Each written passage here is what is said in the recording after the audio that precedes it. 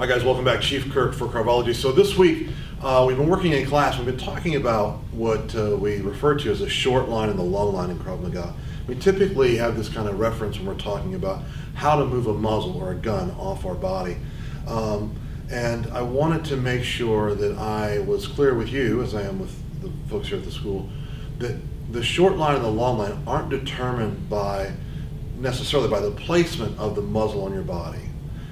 It's determined more around the placement and angle of the muzzle on your body.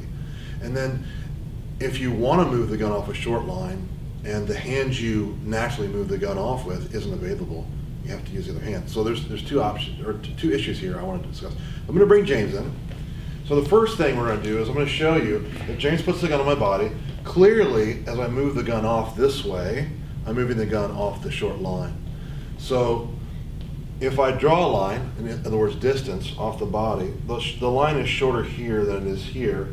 So therefore it makes sense for me to take the gun and move it off my body off the short line. It makes even more sense for me as I'm doing that to make a body defense, right? So that I get this kind of motion away from the muzzle. So you get a dual benefit. But that's not where the story ends, that's where the story starts in regard to short line. If I'm going to turn so James doesn't have to. If I have the gun here again, and I begin to turn, at some point as I'm turning, and since it's about right here, the short line changes. It's no longer this way, it's now this way. And the reason is the angle has changed. So the best way to think about this, as you consider short line and long line, is to think about the part of the body that's being targeted, so in this case the midsection, and to think about if the muzzle, or God forbid the bullet, goes through that line, so it bisects your body, there's going to be generally a half of your body or more. There's going to be a larger section and a smaller section, right? The smaller section is where the short line is. So if the bullet went through my body right here, we basically bisected my body, my upper body right here, right? So this portion of my body is much smaller or shorter than this portion of my body, right?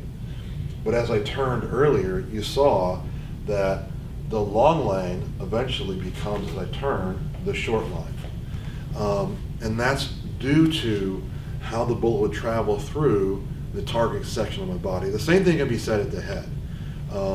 At some point, if James puts the gun, let's say he puts the gun right here. So I know now, can we see this okay, Em? I know now, because the gun is straight on, the short line is this way, right? But if for some reason James had the gun turned like this, right? The short line is now this way, inside, right? Even though the gun's placement is identical, the contact point's identical, the short line is determined based on the angle, right? So the last thing I want to say to you about this, come back. The last thing is your natural inclination, because of body defense and because of the way the body moves, is to take the gun off the short line by making body defense and moving the hand this way, right? But if James, for some reason, had grabbed my shoulder here, right? No, here, like he's blocking me, right? And I know that he's going to feel this, or he's pushing me against the wall, I have to make this kind of motion. I don't want to violate the principle of the short line, nor do I want to try to move the gun, in other words, all the way across my body. So at this point, I still want to work with the short line and make this motion here, and I can go in here and strike and do all sorts of fun things. So as you consider short line and long line in Krav Maga parlance, I want you to remember to think of the body or the head, whatever's being targeted, as a shape.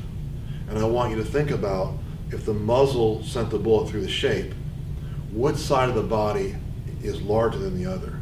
If the smaller side of the body is the short line, the larger side is the long line. And that's a way to sort of process this in training.